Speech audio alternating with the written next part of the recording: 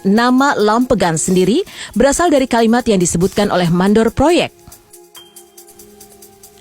Mandor tersebut seorang warga Belanda dan saat memantau para pekerja, ia menyebut kata lampegang, lampegang.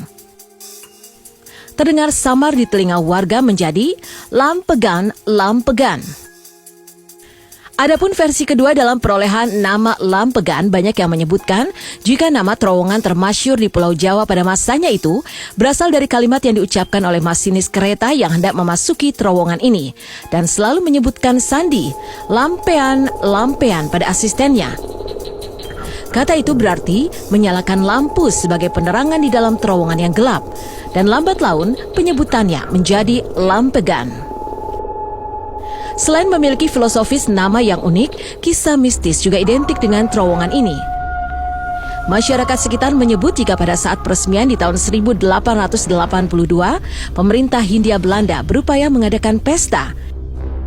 Peresmian itu dihadiri oleh orang-orang berpengaruh di masa kolonial Belanda serta beberapa masyarakat setempat. Legenda yang terkenal dari terowongan ini adalah tentang Nyi Sadea yang merupakan seorang penari ronggeng yang terkenal di daerah Cianjur pada masa Hindia Belanda. Dia hilang secara misterius saat mengadakan pertunjukan di dekat terowongan ini. Setelah ditelusuri oleh para ahli supranatural, ternyata ada penunggu terowongan ini. Penunggunya adalah Jin Raza Mandala. Konon katanya jin ini terkuat di terowongan tersebut dan dia meminta tumbal dengan syarat seorang wanita cantik. Tidak perlu memakai ritual tertentu, cukup diadakannya acara ronggeng.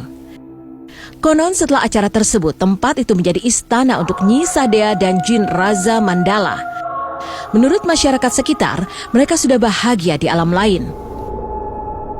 Ada juga masyarakat yang menyebutkan bahwa Nyi Sadea dijadikan tumbal dalam acara peresmian tersebut dan jenazahnya ditanam di dalam tembok terowongan.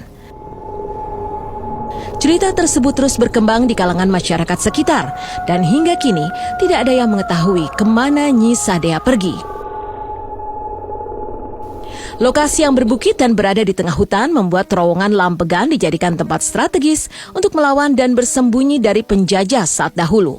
Bahkan disebutkan jika Lampegan merupakan lokasi ideal untuk ajang duel mortir guna menakut-nakuti serdadu Belanda. Terowongan ini menjadi saksi bisu zaman penjajahan dan perjuangan para pejuang bangsa. Di awal tahun 2000, terowongan ini mengalami kerusakan karena rembesan air dan longsoran tanah di mulut terowongan. Kerusakan ini berujung pada kebijakan dinas tempat untuk memangkas terowongan.